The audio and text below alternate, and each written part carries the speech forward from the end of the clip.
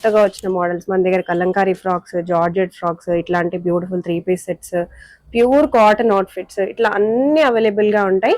ఈ మోడల్ మనం ఇందాకే చూసాం చూడండి, డ్రెస్ కి డాల్ కి వేస్తే ఎంత బ్యూటిఫుల్ గా ఉందో. ఇది ఇంకొక బ్యూటిఫుల్ కాటన్ డ్రెస్ అండి, చాలా చాలా బ్యూటిఫుల్ గా వచ్చింది.